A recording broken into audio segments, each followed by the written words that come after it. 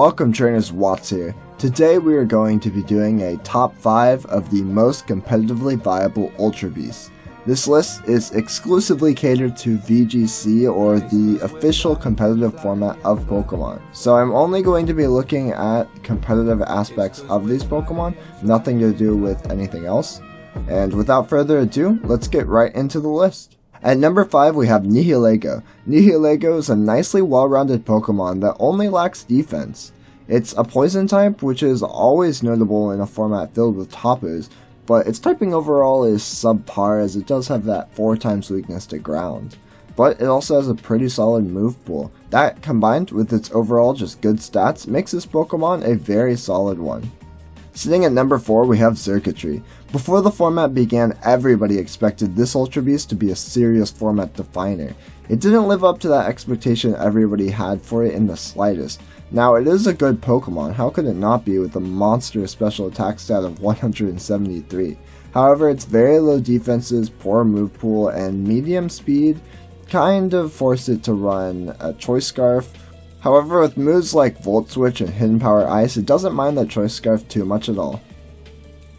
At number 3 we have Pheromosa. Many trainers saw this Pokemon's stats and proceeded to write it off from the get-go. Its defenses are so low it dies from practically just a sneeze. However, its move pool, offensive pressure, and its ability to threaten Porygon 2 with the Z-move Oko, combined with its incredible single highest speed stat in the format, make it a serious threat. It's something that your opponent has to focus down, otherwise they might just straight up lose, and even then, it will usually be taking something down with it. At number 2 we have Celesteela. Celesteela was a Pokemon that was so obviously good. It has a great typing, well-rounded stats, and the incredible ability to stall out games, getting access to Leech Seed as a Steel type, while also exerting solid offensive pressure with Heavy Slam as the fattest Pokemon in the game is incredibly strong. Celesteela is a Pokemon everybody can be aware of just how good it is.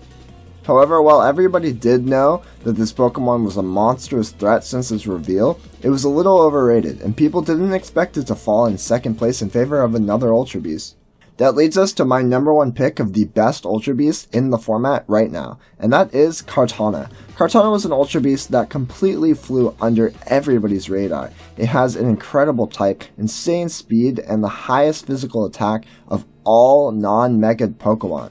But it has an extremely low HP and special defense, so it must be bad. It dies to just 1 special attack.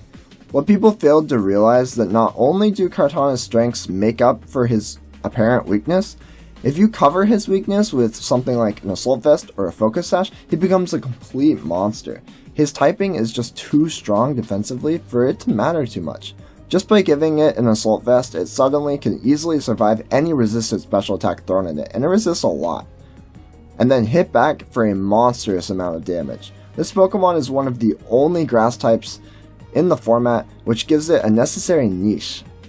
In conclusion, Kartana is definitely my pick for the best Ultra Beast in the format. It's currently sitting at the highest tournament usage percentage out of all of them, and it definitely makes sense why.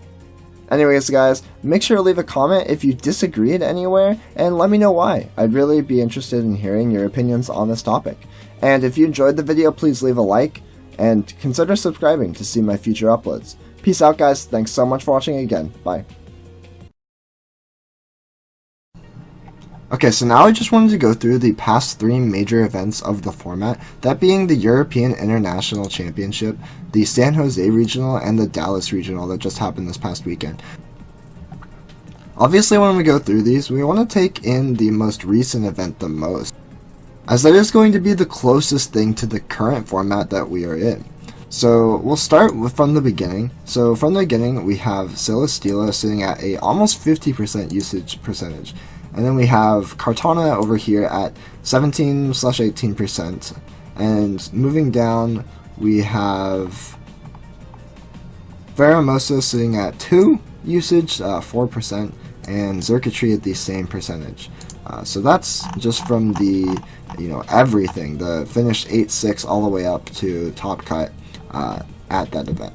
So then moving on to the usage percentage for the top 16 of the San Jose Regional, we have Celesteela at a 37.5% usage, Kartana at 25, Circuitry at 1 use, or 6.25%, and that's it for that one. And then looking at the Dallas Regional, we have Cartana is at an overwhelming 50% of the field, and Celesteela trading places with Cartana at 25%, and Faramosa down here at 18.75%, so moving up a lot as it wasn't used at all at San Jose. And then Circuitry is still sitting at that 6.25 usage percentage. And we also have a new member, Nihilego, here. Also, if we look at, their placements in the overall end result, not just how many were played in the general top 16, we have, at the Dallas Regional, Cartana actually winning the event, as Andrew Norek did win. So, Cartana taking first place at this event, and at San Jose, it took second place, and there was no Ultra Beast on the opponent's team, so here we have no Ultra Beast as well, so Cartana was the only Ultra Beast in both finals and winning this one. And in the London International, it was actually a Celesteela mirror in the finals. So hopefully all this information and statistics can help, give information into why I selected each Pokemon for their roles. And again, like I mentioned before, thank you so much for watching. Peace out.